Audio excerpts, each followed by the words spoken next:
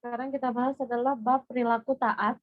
Sudah dipersiapkan? Sudah bukunya masing-masing? E-booknya masing-masing? Di perilaku taat, Ibu salah. Perilaku etos kerja, nak. Kita kemarin sudah taat dan kompetensi kebaikan. Kita lanjut ke bagian 3, itu etos kerja. Salah ucap. Di etos kerja, yaitu adalah ayat yang kita bahas adalah surat At-Taubah, surat ke-9, ayat 105. Kita lihat di bagian gambar di situ, ada 4 gambar. Yang pertama ada gambar tentang apa itu yang gambar pertama? Coba Ibu tanya. Yang berkaitan dengan etos kerja ya. Talita ada?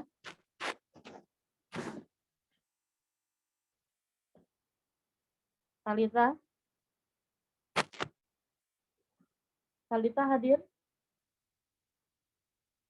Coba Asti, gambar pertama tentang apa itu? Seorang petani yang sedang berdoa, Bu, sebelum kerja. Iya, benar.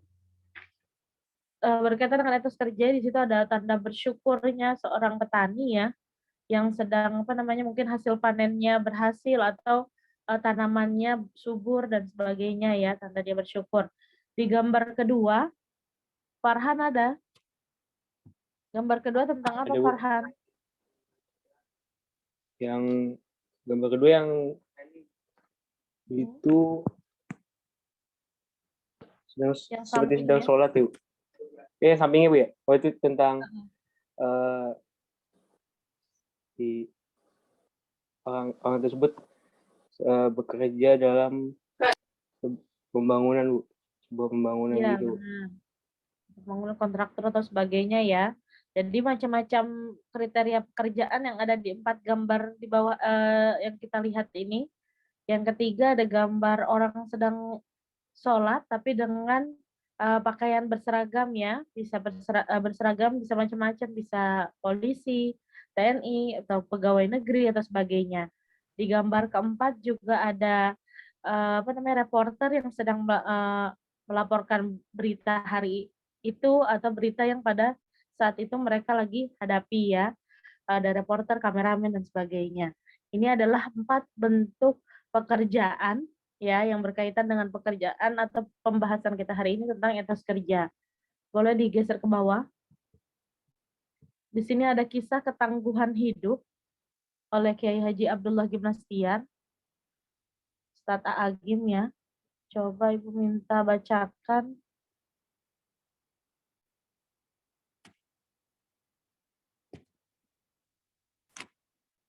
Cika. Ya, Bu. Oke, coba bacakan Cika. Ternyata ketangguhan hanya dapat dilihat tak kala seseorang diuji. Semakin berat ujian, semakin terlihat tangguhnya. Kita salut kepada ibu yang mati-matian mendidik anaknya di tengah kesulitan ekonomi, pasukan yang berani mati di medan perang, meski jumlah musuh jauh lebih banyak. Bangsa yang tidak punya sumber daya alam, tapi bisa bangkit dan maju. Intinya kita salut kepada mereka yang tangguh menjalani hidup. Muncul pertanyaan, apakah kita termasuk manusia tangguh atau rapuh? Karena di balik orang yang tangguh, ada banyak yang rapuh. Sedikit saja susah sudah goyah dan mengeluh, bahkan putus asa. Terkena masalah sepele saja, cepat menyerah. Tidak bisa mengerjakan PR, membanting pintu dan menyobek kertas. Hanya karena putus cinta, sakit hati, dan merusak diri berkepanjangan. Karena itu, saatnya mengevaluasi diri. Apakah kita bermental tangguh atau rapuh? Jika sudah lebih mengenal diri, kita harus memiliki program membangun ketangguhan diri. Beberapa hari lalu, saya menonton televisi untuk memilih manusia terkuat di dunia dari segi fisik. Berlari puluhan kilometer, menaiki bukit, berenang, mengayuh sepeda, dan mengarungi kubangan lumpur. Terlihat ada yang semangatnya kuat, tapi fisiknya lemah. Ada yang lemah semangat, tapi fisiknya kuat. Ada yang fisik dan semangatnya lemah. Ada pula yang semangat dan fisiknya sama-sama kuat. Pihak terakhir inilah yang akhirnya keluar sebagai pemenang. Hidup itu selalu antara kesulitan dengan ujian. Separuh hidup berisi ujian yang berat. Pemenang hanyalah yang tangguh dan mampu melewati setiap kesulitan dengan baik. Allah Subhanahu wa Ta'ala berjanji membahagiakan orang yang sabar dan tangguh dalam mengarungi kesulitan hidup. Dan sampaikanlah berita gembira kepada orang-orang yang sabar, yaitu mereka yang apabila ditimpa musibah, mereka mengucapkan, sungguhnya kami adalah kepunyaan Allah, dan kepadanya kami akan kembali. Quran Surat Al-Baqarah ayat 155-156. Ketangguhan Muslim tidak hanya dilihat dari fisiknya, tapi seberapa kuat imamnya.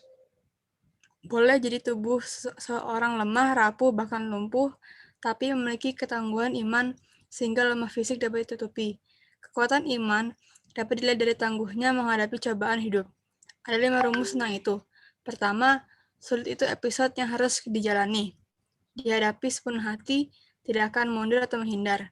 Kedua, setiap kesulitan sudah diukur oleh Allah SWT sehingga sesuai dengan kapasitas manusia. Ketiga, banyak hikmah di balik kesulitan. Keempat, setiap ujian pasti ada akhirnya. Kelima, setiap kesulitan disikapi dengan cara terbaik. Semakin berat ujian, semakin luar biasa pahala yang diterima. Sebab itu, sesulit apapun keadaan bangsa, keluarga, dan diri kita, pilihan terbaik hanya satu. Kita harus menjadi manusia tangguh. Jangan putus asa dan menyerah. Terus bergerak dan berkompetisi dalam kebaikan, karena segala sesuatu itu ada akhirnya. Tunjukkan bahwa umat Islam itu unggul, maju, dan berprestasi. Wallahu a'lam bishawab. Paham sampai sini, Cika, apa yang dimaksud dengan kisah tersebut? Bu. Tentang apa? Bisa kasih Jadi kita intisarinya? sebagai manusia, kita harus tangguh menghadapi segala ujian. Coba Muhammad Sean ada. Iya, Bu. Maksud dari kisahnya tentang apa, Sean?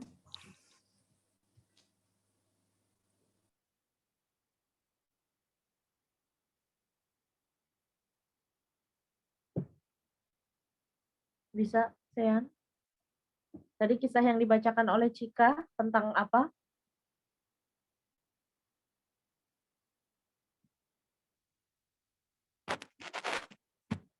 Masih bergabung, Sean?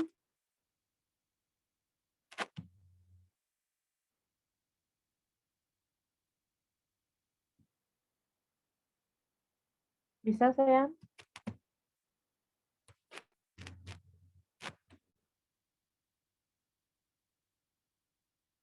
Coba Nashwa Debi. Sean masih bertunggu ya. Nashwa Debi.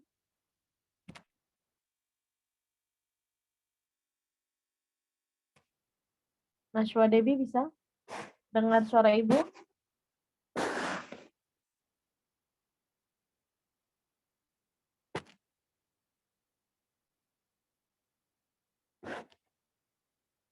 Nashwa Debi.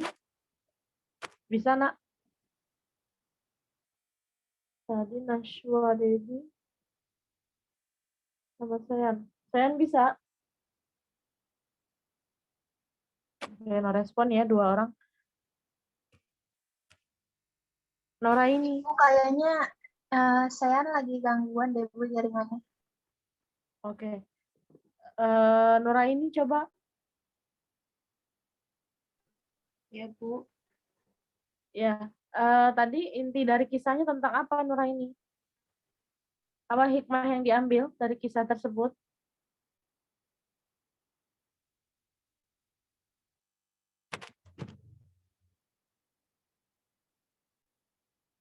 Bisa? Pada dengerin nggak tadi bacaan dari kisah tersebut? Atau tadi pada membaca atau memperhatikan? Kan, Bu. 3 orang loh. Nggak ada. Zafar, Muhammad Zafar ada? M. Zafar?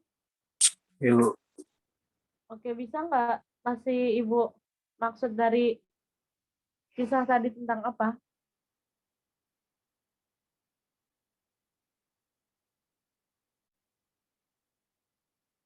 Hikmah dari kisah yang tadi dibacakan tentang apa, Zafar? Jangan pernah menyerah dalam menghadapi kehidupan, Bu. Tentang apa? Jangan pernah menyerah dalam menghadapi kehidupan, Bu. Selain itu apa lagi? Kasih penjelasannya yang detail. Jangan sepatah-patah gitu. Ada lagi? Zafar?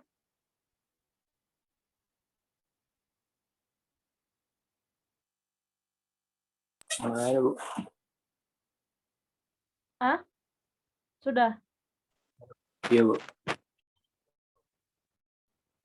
Lain kali kan udah SMA. Kalau misalnya dikasih kalau kasih komen atau kasih hikmah tentang kisah atau tentang cerita tentang penggalan pelajaran, jangan seperti itu ya. Itu bukan layaknya anak seusia kalian. Respon yang seperti itu, responnya hanya gamblang dan sedikit ya. Hikmahnya adalah apa? Bla bla bla harus disampaikan dengan baik. Coba Ibu mau coba Nabila. Iya, Bu. Oke, hikmah dari kisah tadi tentang apa Nabila yang kamu pahami? Dari kisah tadi tuh yang sudah dibacakan, jadi kita selama hidup itu pasti melewati banyak-banyak ujian, kayak mungkin ujian yang berat, sedang maupun yang kecil. Nah, di saat kita dihadapkan oleh ujian tersebut, kita tuh harus bisa melewatinya dengan melakukan usaha agar kita bisa melewati ujian tersebut itu dengan baik dan mendapatkan hasil yang terbaik juga. Di samping kita berusaha, kita juga harus berdoa kepada Allah Subhanahu wa Ta'ala agar apa yang sudah kita usahakan bisa berjalan dengan lancar. Dan dalam melewati ujian-ujian itu, kita tidak boleh menyerah ataupun putus asa. Gitu, Bu, yang saya ambil. Oke, benar. Seperti itu ya. Paparan untuk menceritakan kembali inti dari kisah tersebut ya seperti itu, yang seperti diutarakan oleh Nabila tadi ya. Untuk pelajaran bagi tadi Zafar, Nuraini, Sean, sama Najwa Debi ya, yang mendadak no respon atau mendadak nggak bisa, akhirnya no respon. Padahal mencoba adalah yang lebih baik dulu. Walaupun salah, yang penting kan trying itu kan nggak, yang penting mencoba dulu, jangan sampai kita putus langsung diam ya.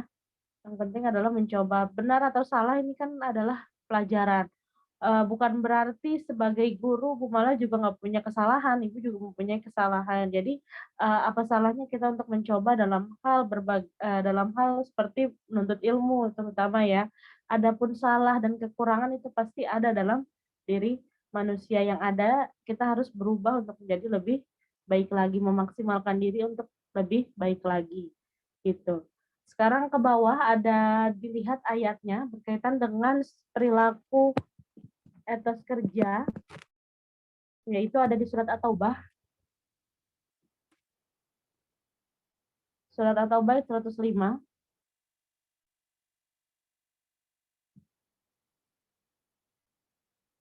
Siapa yang mau baca Saya boleh, Bu. surat At-Taubah?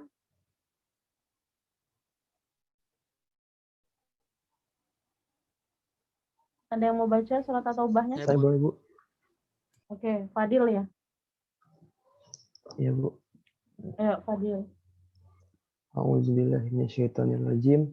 Wa qul i'malu fasayarallahu 'amalakum wa rasuluhu wal mu'minun wa saturadduna ila 'alimil ghaibi wasyahadah fayunabbi'ukum bima kuntum ta'malun. Artinya baca. Artinya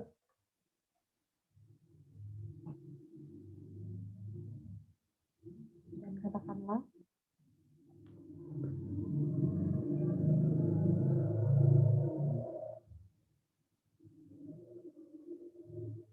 katakanlah, bekerjalah kamu, maka Allah akan melihat pekerjaanmu. Begitu juga Rasulnya dan orang-orang mukmin.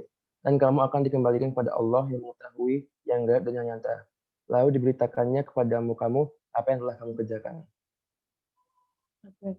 Paham maksud dari ayat ini, Fadil? Paham, Bu? Intinya tentang apa? Maksud Eh, ayatnya.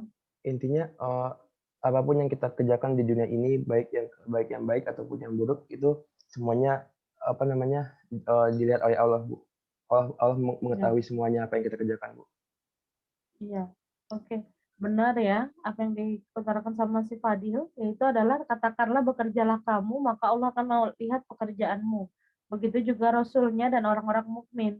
Dan kamu akan dikembalikan kepada Allah yang mengetahui yang gaib dan yang nyata. Lalu diberitakannya kepada kamu apa yang telah kamu kerjakan.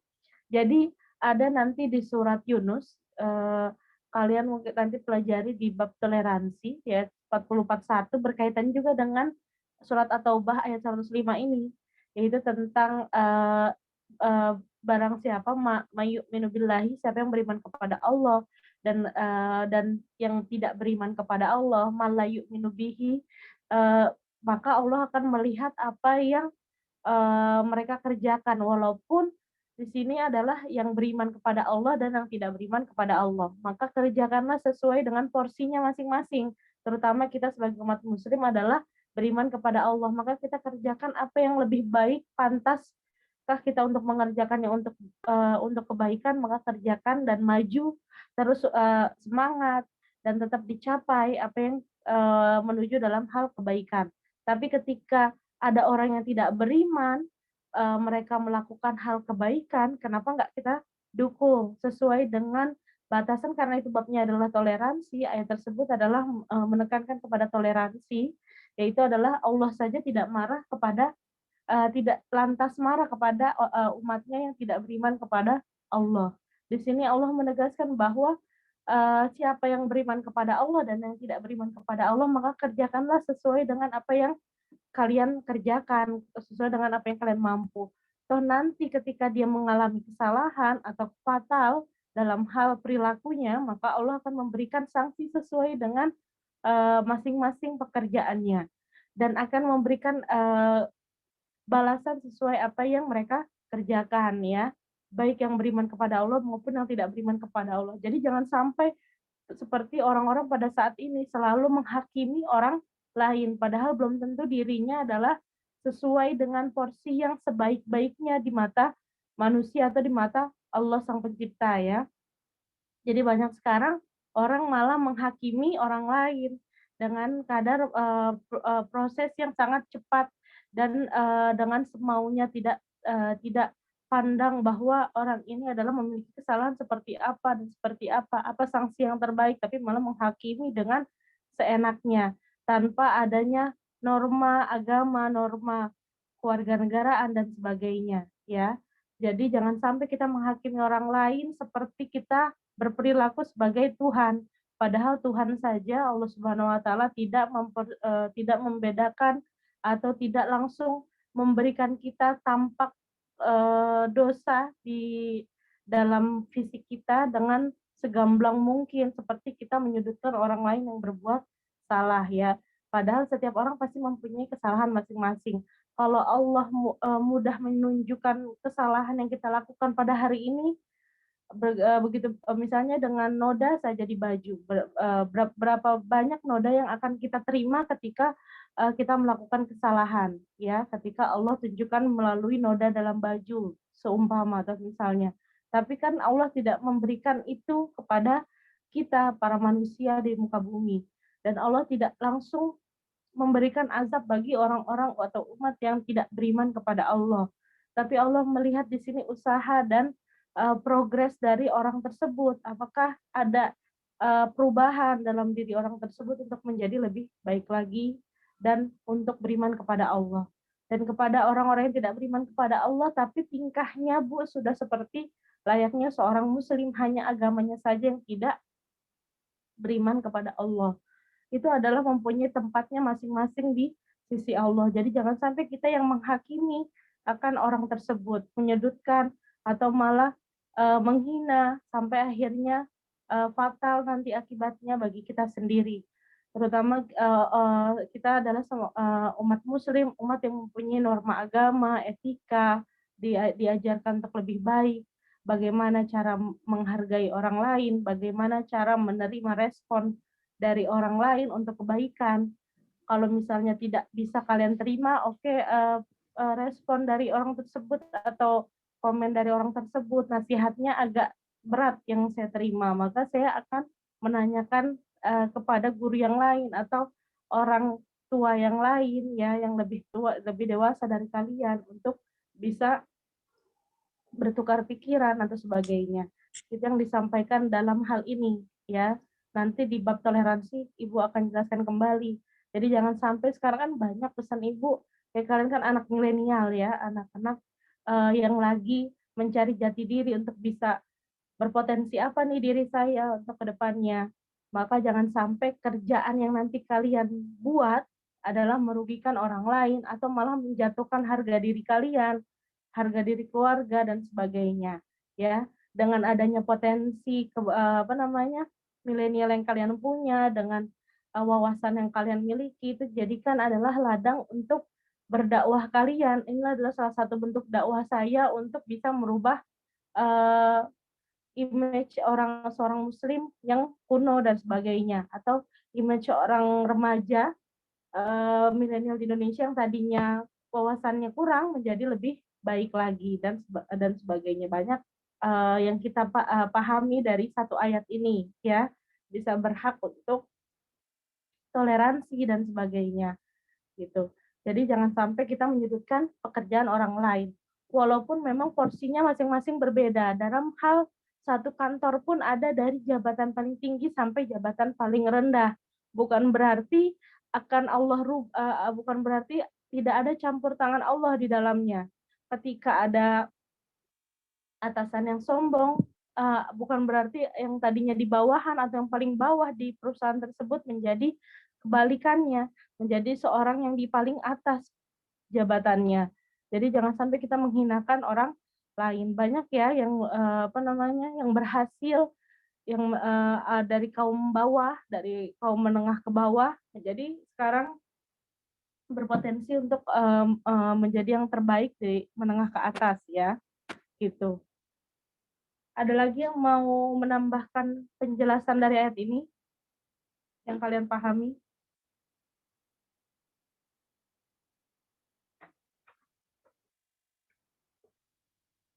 Ada yang mau menambahkan maksud dari ayatnya? Sudah paham penjelasan dari Ibu? Paham, Bu.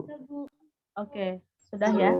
Jadi kan kita sudah belajar 3 dari perilaku ya. Yang pertama ada perilaku taat, perilaku kompetensi kebaikan, perilaku etos kerja. Ini saling berkesinambungan, saling berhubungan dalam hidup kita terutama. Yang pertama tentang taat. Kalau nggak ada di dalam jati diri kita tentang taat kita nggak punya fondasi untuk hidup. Kita ini hidup untuk apa? Maka ketika ada orang bertanya, kalian hidup untuk apa? Maka di situ tidak ada dalam diri kalian menjadi bagian dari seorang muslim. Karena hidup kalian adalah untuk beribadah hanya kepada Allah. Walaupun urusannya yang kalian terima pada saat ini kenyataannya adalah kalian harus berurusan dengan hal duniawi, bukan berarti kalian berhubungan dengan hal yang berkaitan dengan duniawi. Contohnya kayak kalian sekolah, menuntut ilmu, kalian memakai gadget, laptop dan sebagainya, itu kan hal-hal yang berkaitan dengan duniawi. Tapi di sini kalian harus selipkan bahwa hal yang berkaitan dengan duniawi kalian tidak melupakan kalian kepada hal yang berkaitan dengan akhirat, yaitu adalah untuk beribadah kepada Allah. Tujuannya apa dulu?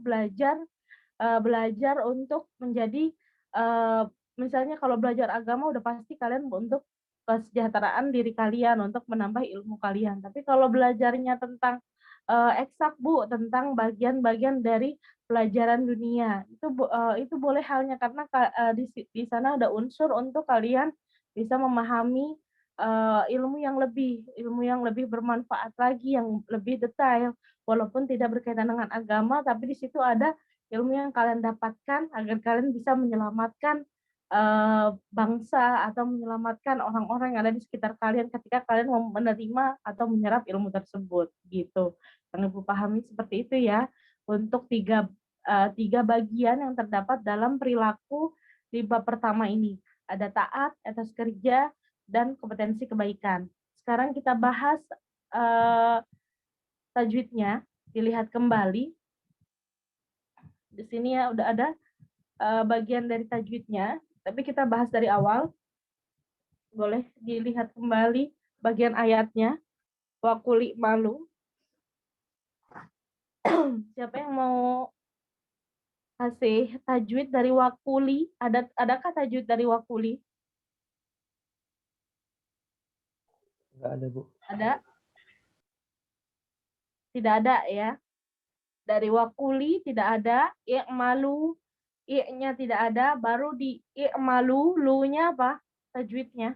Matobi. Matobi. Benar, matobi'i, Nuraini ya. Tadi kenapa sempat hilang Nuraini? Ada, Bu. Tadi. Ada, tapi kurang paham. Tadi apa yang ditanyakan? Oke, Nuraini ya. Lanjut lagi, i'malu tadi matobi'i. Kenapa matobi'i? Karena Ada doma waw. bertemu dengan waw. Benar, karena di sini ada waw sukun, sebelumnya ada harokat domah yaitu di huruf lam, ya itu Ibu ingatkan kembali. Lalu di fasayaro, adakah di fasayaro? Nggak ada. Nggak ada, oke benar. Baru ada lagi di Allahu, Allahu ada yang tahu? Alif lam. Tafif. Bukan alif lam tapi lam.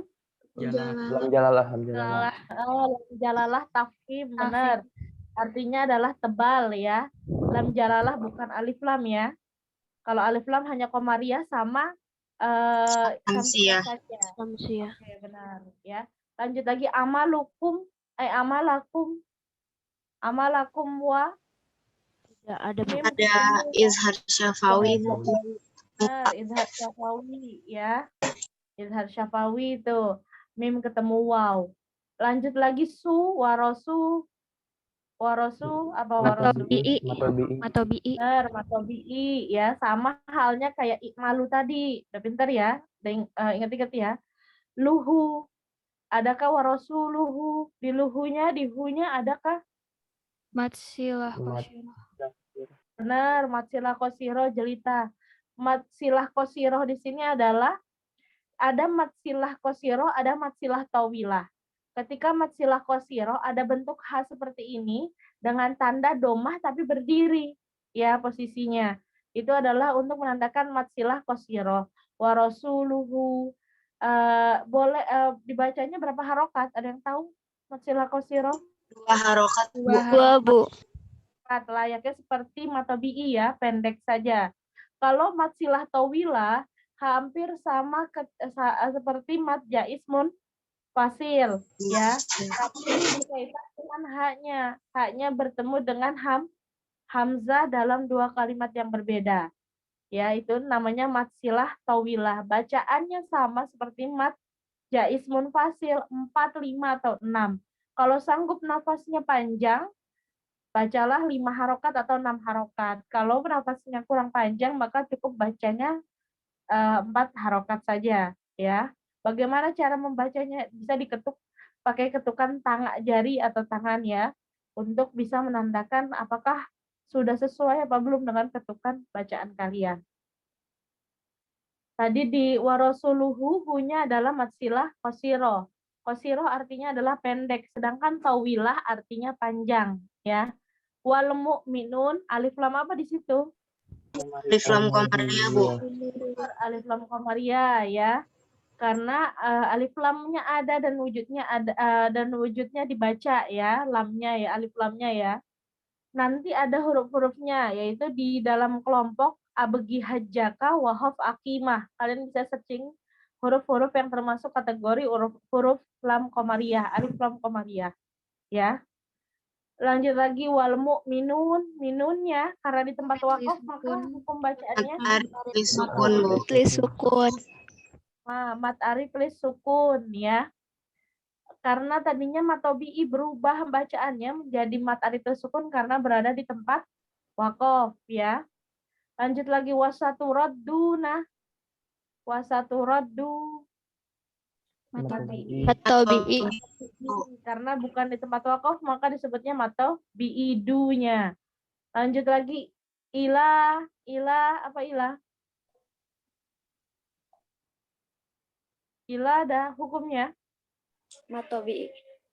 Benar, ilah matobi'i. Kenapa pasangannya ilah bukan, kan dia fathah, tapi kenapa tidak belakang lamnya itu fathah? Ilah, kenapa belakangnya ya? Ya tanpa tanda baca. Ada yang tahu di sini?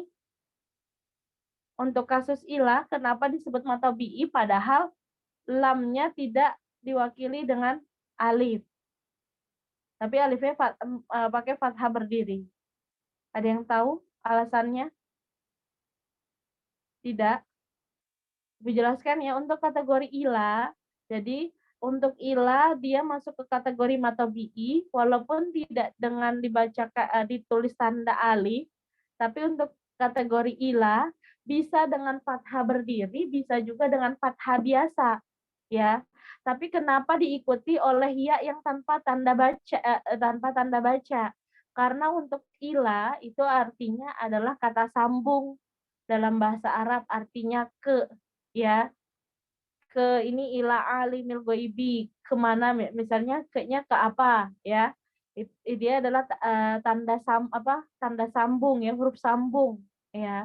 Jadi memang sudah pasangannya itu adalah ya untuk tulisan ila gitu. Jadi penting juga halnya kalian dalam belajar agama, dalam membaca Al-Qur'an, belajar sedikit-sedikit tentang bahasa Arab di dalamnya. Tapi bukan berarti di dalam Al-Qur'an itu bahasa Arab yang digunakan keseharian oleh orang-orang Arab, ya. Tidak semua bahasa Quran digunakan dalam bahasa keseharian percakapan, conversation, ya. Di negara Arab berbeda halnya. Kalau untuk percakapan bahasanya jarang yang jarang sekali karena bahasa Al-Qur'an adalah bahasa seperti halnya bahasa Sanskerta atau bahasa yang sangat berat ya, yang tidak bisa digunakan untuk percakapan kita sehari-hari. Karena bahasa Al-Qur'an adalah bahasanya yang sangat indah gitu. Tapi untuk kategori ilah di sini adalah kata sambung ya. Gitu. Dia mempunyai hukum yaitu matobi'i. Alimi sama halnya ya, matobi'i juga A-nya. Catat baik-baik ya, A-nya matobi'i. Lanjut lagi al-ghaibi. Al-ghaibi alif lam apa? Alif lam qamariyah, Bu. Benar, alif lam qamariyah. Di goinya ya sukun, ada huruf go sebelumnya berharokat fathah. Goi matlayin atau matlin, benar Nabila. Ya, masih ingat nggak tentang kasus matlayin atau matlain?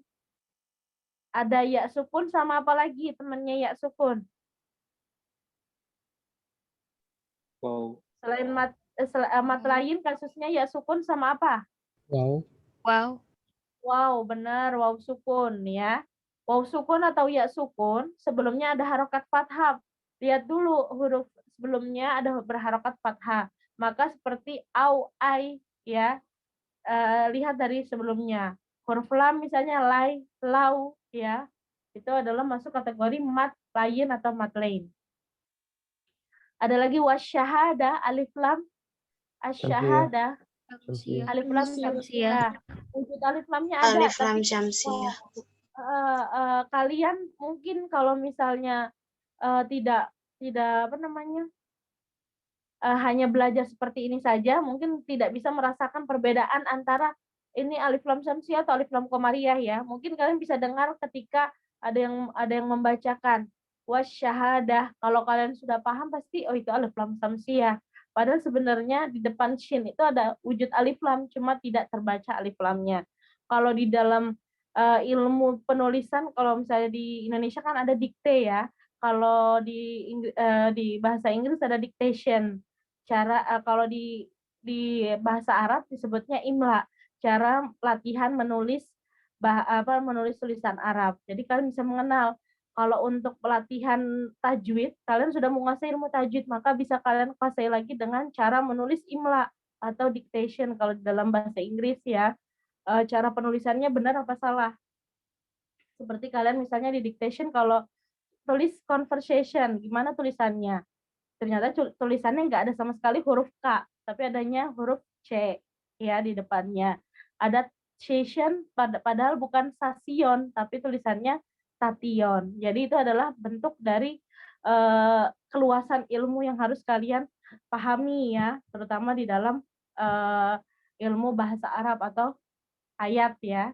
Kalau di bahasa Arab itu disebutnya imla gitu.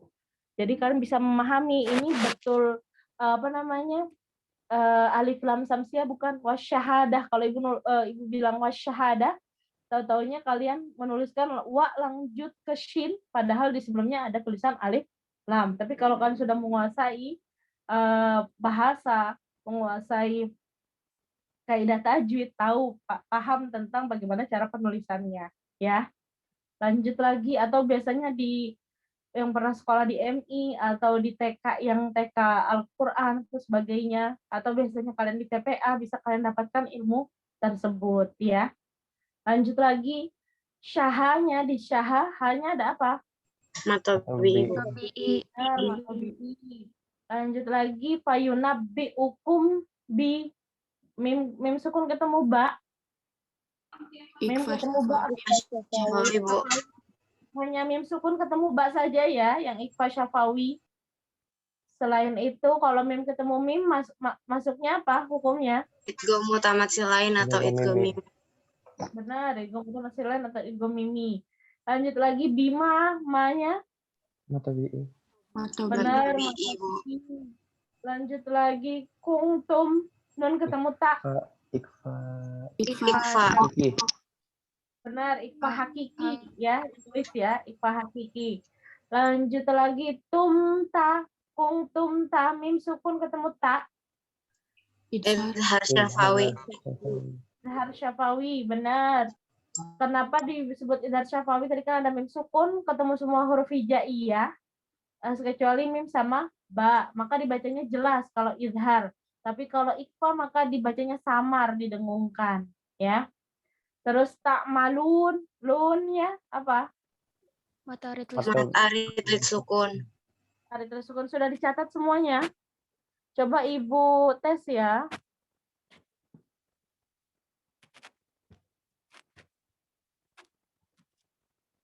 Veronica, ada Veronica? Vero, kalau nggak tahu bilang nggak tahu, langsung lempar jawabannya ke temannya ya. Veronica. Vero ada? Veronica? Veronica nggak ada?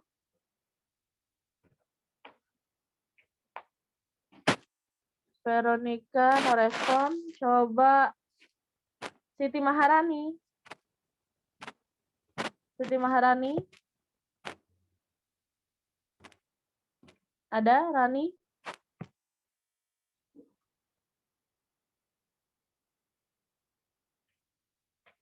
Rani bisa dengar suara ibu? Veronica?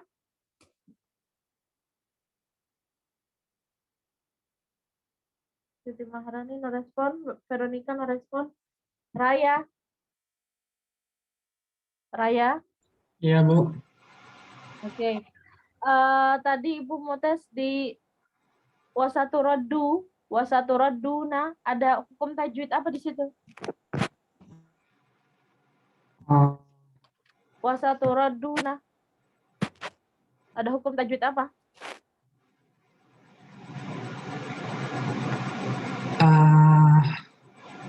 Matobi'i bukan, Bu? Benar. Di mana matabi'inya? Itu, Bu. Di dal sama wawnya bukan? Benar. Di situ ya. Raya Pintar sudah mendengarkan dengan baik responnya. Waktu itu minggu lalu sempat salah ya, sempat lupa, nggak tahu. Sekarang sudah bisa paham. Berarti ada progres untuk bisa jadi lebih baik lagi. Alif Zehan, Alif. Ya, Bu. Udah bisa mic-nya? Bisa. Alif, pas Allahu apa hukumnya? Sebentar. Allahu hukumnya apa, Liv? Bu, saya lupa jawabannya. Coba mau tanya ke siapa temannya? Alif, Fadil, Bu. Fadil. Coba jawab Fadil, bantu Alif. Lam jalalah tafhim. Ya, coba ulangi Alif. Apa jawabannya? Lam jalalah tafhim. Tafhim. Kamu nulis ya, ditulis ya, Alif. Bu. Ya, Bu. Terus kenapa disebut lam jalalah tafhim? Tahu nggak Alif? Saya sendiri kurang tahu, Bu. Allah. Kamu dengerin nggak tadi penjelasan Ibu? Dengerin tapi lupa karena kelewat, Bu, nggak dicatat jadinya. Oke. Kenapa disebut lam jalalah tafhim? Ada yang tahu? Ada yang bisa menjelaskan? Saya bisa, Bu. Saya bisa, Bu. Saya bisa. Siapa yang bisa menjelaskan?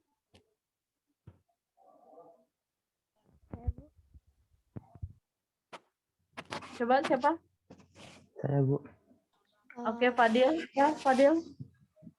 Disebut lam jalalah tafhim karena ada lafaz Allah yang dibaca tebal, Bu. Makanya tafhim. Baca tebal. Atau yang berharokat apa? Berharokat fathah, Bu. Fathah. Ha atau doma. Iya, benar. Oke. Ada yang mau ditanyakan sampai sini tentang 3 surat yang kita bahas ya?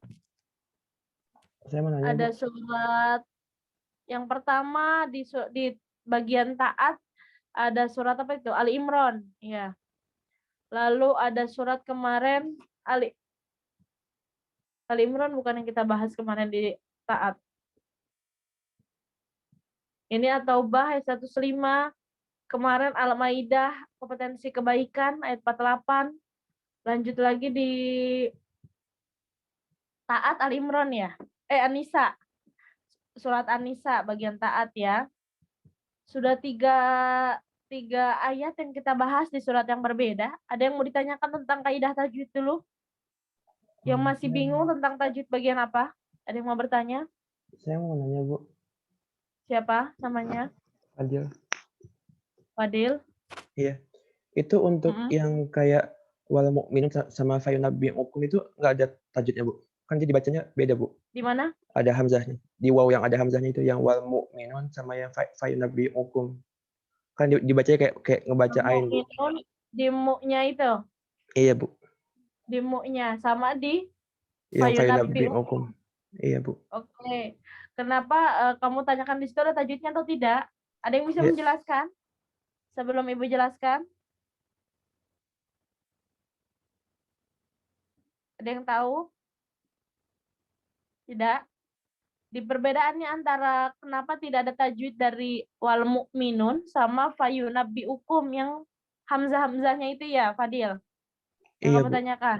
Iya, Bu. Nah, untuk kasus wal mu'minun, di sini tidak ada kaidah tajwid, tapi yang ada adalah tanda penulisan ya. Tanda penulisannya yaitu untuk kata al-mu'minun, mukmin. Jadi kalau kata mukmin, bahasakan orang-orang mukmin.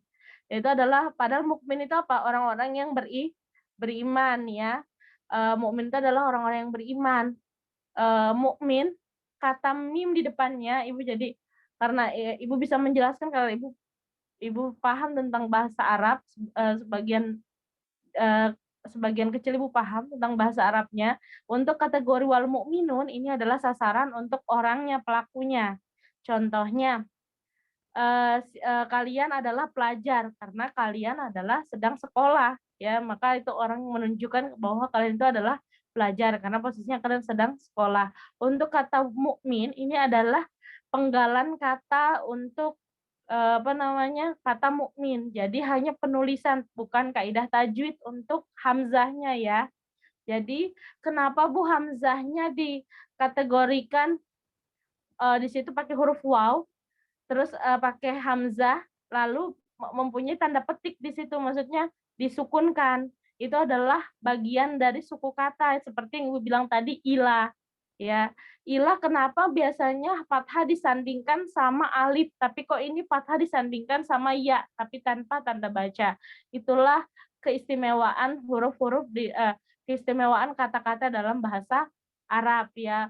Untuk kategori al-mu'minu, mukmin. Jadi kalau mau nyari kata-kata tentang mukmin di Al-Qur'an itu adalah seperti itu penggalannya, yaitu pakainya huruf waw atau pakai huruf waw dengan tanda baca hamzah, kepalanya hamzah disukunkan mukmin untuk kategori mukmin. Jadi itu hanyalah penulisan, bukan masuk ke kaidah tajwid.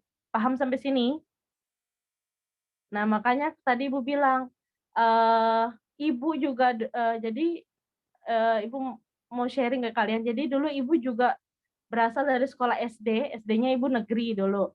Masuk Ibu SMP SMA Ibu mondok. Dan padahal Ibu nggak punya basic, padahal SD Ibu kan SD negeri. Ibu nggak punya basic untuk belajar bahasa Arab. Sedangkan Ibu ngaji juga dari umur 4 tahun ngaji juga hanya ngaji biasa, mungkin menerima tentang Ibu tapi menerima tentang ilmu fikih, hadis dan sebagainya dari tempat TPA, tapi tidak secara utuh bagaimana cara menafsirkan kata-kata dalam bahasa Arab. Jadi itu sejalan, maka Ibu paham. Jadi waktu di pondok itu ada namanya tes imla, ada namanya tes hafalan, ada namanya tes imla. Jadi misalnya hafalannya dari surat 30, maka hafalan lalu tes imla. Misalnya dari kata qul huwallahu ahad dari surat Al-Ikhlas ya. Qul. Ka sama lam nyatu, qul disambung ya. Huwallah, huwanya pasti misah karena wa tidak bisa disambung sama Allah sebelahnya. Ya karena katanya itu berkesinambungan. Jadi cara memang butuh waktu yang panjang ketika kita mendalami satu hal pelajaran. Contohnya pelajarannya enteng. Sekarang kita tentang membahas tentang makna dari perilaku, 3 perilaku yang kita pahami, ya. Tapi berbeda halnya ketika kita masuk ke kaidah tajwid, ke kaidah penulisan penulisan bacaan dalam bahasa Arab. Ini adalah masuk kategori bacaan bahasa Arab. Kayak tadi ilah itu ternyata kata sambung, padahal yang kita tahu kalau matobi'i judulnya fathah ketemu sama alif, waw ketemu sama domah, ya ketemu sama kasroh, ya kan, yang berkaitan dengan itu saja. Tapi berbeda halnya ketika masuk ke penggalan suku kata. Ya, misalnya nama kalian.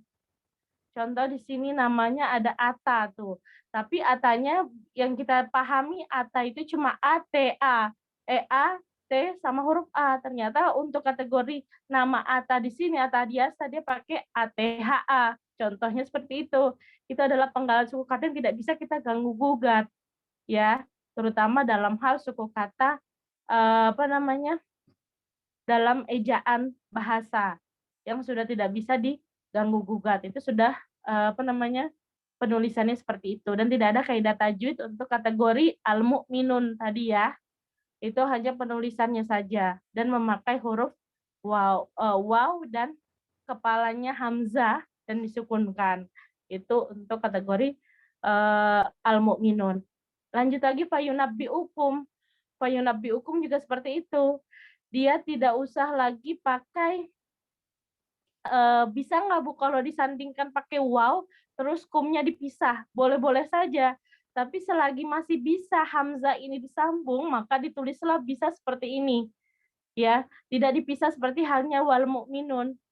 Diputus pakai tanda huruf waw, lalu memakai seperti almu ini. Jadi fayunabbi'u seperti itu, kumnya dipisah. Bisa saja, tapi tidak seperti itu kita main potong seperti itu, karena masih bisa untuk lafaz hamzah dipakaikan, disandingkan seperti layaknya huruf sambungnya ba, ta, sa, ya itu ya yang bisa ya itu yang memakai tanda gelombang seperti itu untuk kata sambung.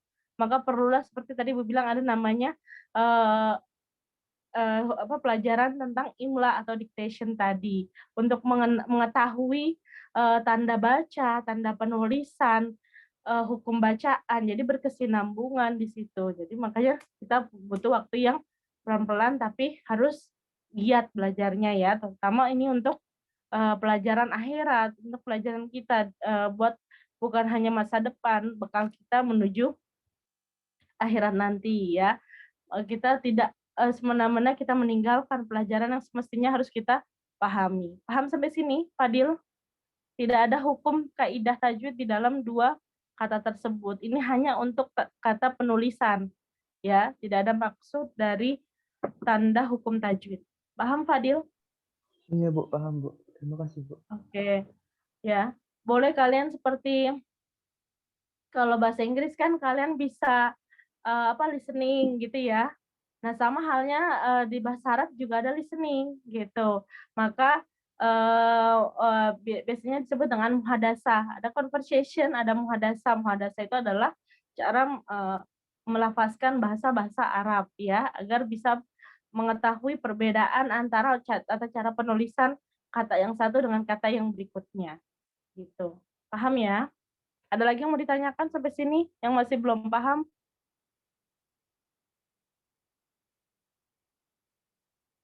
Sudah? 3 pelajaran ya, 3 bagian dari perilaku kita sudah tuntaskan. Di sini ada asbabun nuzul, bisa kalian baca ya. Asbabun nuzul dari surat At-Taubah dari bagian atas kerja. Yaitu ada di sini intinya kan asbabun nuzul itu adalah bagian kenapa sebab muasalnya ayat ini diturunkan, terutama untuk surat At-Taubah ini diturunkan gara-gara adalah di dalamnya tentang ada namun mayoritas umat muslim masih harus bekerja keras mengobati penyakitnya, sebab kemajuan umat atau peradaban berkorelasi positif dengan kerja keras dan kerja cerdas. Jadi kerja keras pun harus kita tingkatkan di dalam diri kita, ya selagi terutama punya fisik yang sehat, mempunyai wawasan yang luas. Fisik kalian sehat, bisa berjalan, bisa melihat dengan gamblang bagaimana lingkungan kalian di sekitar, mempunyai umur yang sangat muda, ya bukan lagi kalian masih masuk kategori lansia yang harusnya sudah istirahat, yang tidak harus kembali bekerja. Ya, harusnya lebih meminimalisir pekerjaan, tapi kalian sebenarnya harus bekerja. Ya, bagaimana caranya bekerja meluangkan waktu, bukan bekerja untuk mencari nafkah saja ya. Di sini adalah bekerjanya adalah bisa dengan belajar dan sebagainya, usaha untuk setiap kategori orang, tapi kerjanya adalah kerja cerdas, kerja yang sesuai dengan porsi masing-masing, mengetahui batasan diri kalian adalah waktunya istirahat, maka harus istirahat, tidak boleh dengan memaksakan kehendak yang kalian inginkan. Itu maksud dari kenapa asbabun nuzul turunnya ayat surat At-Taubah ayat 105. Menjadikan mayoritas umat muslim di dunia ini adalah menjadi cerdas, tahu mana yang seharusnya kita ambil ya, mana langkah yang terbaik buat diri kita, maka kita harus usaha. Kalau ada gagal itulah bagian dari pelajaran hikmah yang harus kita alami. Setiap belajar pasti ada proses gagalnya. Bukan kalau misalnya selama ini kalian dalam proses belajar selalu sukses, maka Allah masih memudahkan diri kalian. Tapi pasti ada bagaimana caranya kalian gagal dalam hal apapun di luar belajar misalnya dan sebagainya. Jadi itu haruslah kalian pintar-pintar untuk memanfaatkan diri kalian untuk menjadi yang lebih baik ya, memposisikan yang lebih baik lagi. Kita bahas di latihan soal ya. Sebelum latihan soal ada di halaman 46, lihat di situ ada hadis. Ibu bacakan ya. Wa an Abi Hurairah qala Rasulullah sallallahu alaihi wasallam la an yahtatiba ahadukum huzmatan ala zohrihi khairun lahu min an yas'ala ahadan fayu'tihi aw yamna'ahu.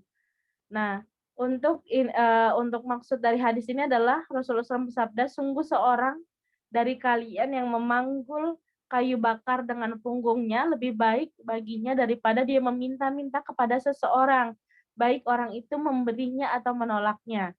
Jadi proses kehidupan itu berjalan silih berganti ya. Kayak ibu mengalami namanya dari masa kecil, masa SD, masa SMP, masa SMA. Kalau kalian sekarang sampai ke batas masa SMA. Nah, kalau ibu sudah sampai tahapan ke masa kuliah, masa bekerja, masa mengajar, sudah banyak mungkin pengalamannya lebih dari kalian. Atau kalian bisa tanyakan pengalaman itu kepada orang dewasa dari kalian di rumah, itu ada orang tua. Di situ ada namanya proses pembelajaran tentang kehidupan, ya. Di sini yang dimaksud dalam hadis ini adalah menampar diri kita masing-masing untuk apa? Untuk giat bekerja, mencari nafkah itu demi apa?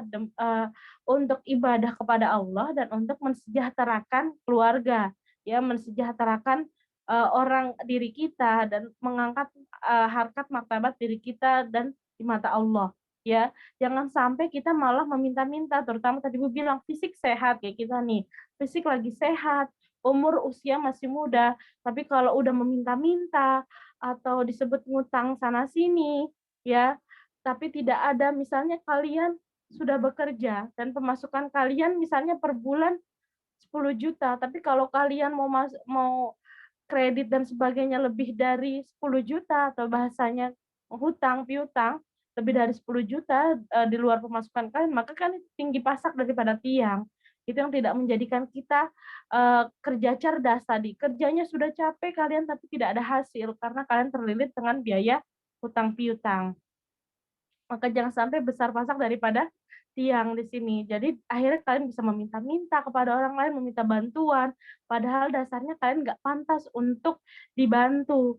Tapi seharusnya kalian lebih bisa memanage diri kalian, bagaimana caranya kalian kerja cerdas, kalian kerja tapi mendapatkan hasil yang lebih baik sesuai porsi kalian. Boleh saja kalian ingin mempunyai cita-cita menjadi yang lebih baik lagi. Contohnya sekarang kalian punya satu rumah, tapi nggak punya isinya, Bu, baru beli rumahnya saja, baru sanggup beli rumahnya dengan menyicil atau sebagainya. Itu kan sudah mempunyai progres ya. Maka selesaikan dulu cicilannya, baru kalian menyicil untuk mengisi isi dalam rumah tersebut dan sebagainya. Jadi jangan sampai kalian banyak ya kasusnya di saat ini, terutama di masa pandemi, memanfaatkan orang lain untuk apa, meminta belas kasihan, padahal seharusnya kalian malu, kalian masih bisa bekerja dan sebagainya. Yang meminta layaknya tidak pantas untuk kita beri, karena dia bukan masuk kategori orang yang pantas kita berikan bantuan, ya, karena dia masih punya fisik yang sehat dan sebagainya. Jadi gitu, kalau kalian mau memberikan hal sesuatu.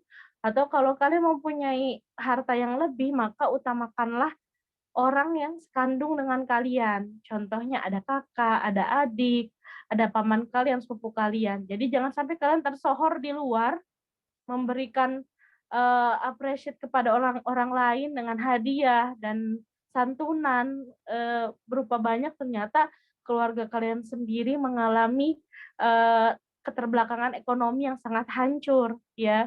Jadi jangan sampai, contohnya Jelita sama Nabila adik kakak contohnya, kalian dua-duanya sukses, ternyata kalian lebih mentingin kesohor untuk menyantunin anak yatim, untuk Nabila misalnya, kalau Jelita pergi ke panti jompo untuk untuk mengalirkan uangnya, hartanya. Tapi padahal ibu bapak kalian adalah masih membutuhkan bantuan kalian karena mereka sudah tidak bekerja, malah kalian tidak memperdulikan misalnya orang tua kalian atau paman kalian di sekitar kalian, ya.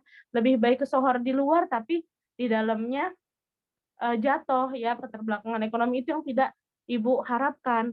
Maka kalau kalian mau membantu, lihat dulu bantuannya kalian utamakan adalah kepada saudara sekandung kalian, ya, terutama sepupu kalian, adik kakak kalian dan sebagainya. Jadi jangan sampai kesohor di luar ternyata di dalamnya hancur, Mbak. Sama saja. Jadi pahala yang kalian terima pun masih tertangguhkan karena kalian tidak peduli dengan saudara sendiri. Itu yang Ibu pesankan selalu kepada anak didik Ibu, ya. Paham sampai sini? Jadi banyak hadis, banyak ayat yang menyatakan tentang sebenarnya ini adalah bangkit kepada kita untuk bisa menjadi yang lebih baik lagi ya. Di sini ada hadisnya, ada hadis lagi tentang hadis Bukhari dari Hakim bin Hizam radhiyallahu anhu dari Nabi SAW bersabda, tangan yang di atas lebih baik daripada tangan yang di bawah. Tadi yang bilang kalau misalnya kita nggak usah meminta-minta, yang ada kita ngasih. Kalau kita ngasih itu adalah kita lihat kategorinya ngasihnya ke siapa. Tadi jangan sampai yang ibu bilang tadi, pesohor di luar ternyata dalamnya berantakan, ya. Jadi jangan sampai kita meminta-minta kepada orang-orang di sekitar kita. Kalau orang tua yang kita miliki adalah ayah ibunya sudah dalam keadaan lemah, tidak sanggup untuk bekerja kembali, yang harus survive siapa yang harus berjuang ya kalian, anak-anaknya. Walaupun misalnya bu saya mau survive, tapi saya masih dalam batas umur, ya kan? Ya jadi kerjakan apa yang kalian mampu di usia kalian untuk bisa membantu perekonomian keluarga lebih bangkit lagi dan sebagainya, gitu ya. Jadi jangan pernah gengsi, jangan pernah malu, tapi lakukanlah dengan berdasarkan ridho Allah ya, pekerjaannya berdasarkan ridho orang tua dan ridho Allah. Jangan sampai pekerjaan yang melenceng dari norma-norma agama. Jadi itu adalah maksud dari hadis tersebut ya, bisa kita menafkahi keluarga kita dengan cara kita sendiri tapi sesuai dengan ridho yang orang tua bolehkan dan ridho Allah. Lanjut lagi ada hadis di situ tentang dari Anas bin Malik berkata Rasulullah SAW bersabda, ya Allah sesungguhnya aku berlindung kepadamu dari kelemahan, kemalasan, sifat pengecut, pikun, bahil, dan aku berlindung kepadamu dari azab kubur dan fitnah hidup dan mati. Ini adalah maksud dari hadis. Kita tadi harus bekerja dengan kerja cerdas, tapi kita jangan sampai mempunyai pikiran untuk menjadi malas, sifat pengecut ya. Sifat pengecut itu yang sering tanpa kalian sadari adalah apa? Kayak kalian sama di rumah sendiri kalian, tapi kalau bangun malam kalian nggak mau pipis ke kamar mandi atau tidak mau buang air ke kamar mandi. Karena apa? Karena takut misalnya keluar dari kamar, kayak kamar mandinya di luar kamar, takut udah malam, sepi, dan sebagainya. Atau misalnya kalian berada di villa dalam kegiatan eskul dan sebagainya, untuk keluar untuk sholat malam takut karena hal sebagainya. Takutnya bukan kepada Allah, tapi takutnya kepada setan, kepada jin dan sebagainya. Ya, jangan sampai seperti itu mempunyai sifat pengecut ya. Yang harus kita miliki adalah sifat pemberani. Kita hanya takut kepada Allah. Ada goyang-goyang sedikit gorden, kalian pikir itu adalah setan, padahal itu bisa juga dengan angin, bisa juga ada binatang atau sebagainya. Jadi jangan sampai kalian pernah punya jiwa penakut. Jadi kalau nanti juga punya anak, punya adik, jangan suka ditakut-takuti. Itu adalah bagian dari perilaku yang tidak baik. Jadi mengajarkan kepada anak atau kepada adik untuk mempunyai sifat penakut dari kecil. Jangan ke situ, ntar ada setan loh. Itu tidak baik ya. Mengajarkan yang tidak pantas untuk kita ajarkan. Atau dia tidak mau melihat adiknya terjatuh gara-gara di depannya got, tapi dia bilang nanti digigit tikus, padahal tikusnya juga belum tentu ada di saat dia mau jatuh tersebut. Jadi jangan sampai ditakut-takuti dengan hawa-hawa yang menjadi penakut. Nanti ke depannya atau nanti besarnya menjadi seorang yang pengecut ya, padahal tanpa sadar kita menakut-nakutinya sejak dari kecil gitu. Yang harus kita kurang-kurangkan pikun, bahil. Jadi kalau pikun, kalau misalnya suka lupa, maka sering-seringlah untuk berzikir kepada Allah. Bahil itu artinya adalah pelit, jangan sampai kita pelit. Sekarang punya uangnya di masa pandemi, Bu, nggak pernah dikasih jajan dan sebagainya. Ayah juga gajinya dipotong, ibu juga gajinya dipotong dan sebagainya. Itu adalah bagian dari ujian yang harus kita hadapi, ya. Bagaimana caranya bangkit perekonomian keluarga kalian? Dengan caranya kalian nggak boleh boros, kalian menyenangkan hati orang tua dan ayah kalian, itu adalah bagian dari bentuk kesadaran kalian untuk menjadi lebih baik lagi, membahagiakan orang tua, walaupun di masa-masa yang sangat sulit seperti ini ya. Paham sampai sini? Sudah jam 12, Ibu menerangkan sampai halaman 47 dulu. Minggu depan kita bahas tentang latihan soalnya ya. Ada yang mau ditanyakan? Tidak ada. Sudah? Wabillahi taufiq wal hidayah. Wassalamualaikum warahmatullahi wabarakatuh. Waalaikumsalam Waalaikumsalam warahmatullahi wabarakatuh. Terima kasih. Bu. Assalamualaikum warahmatullahi wabarakatuh. Terima kasih, Bu.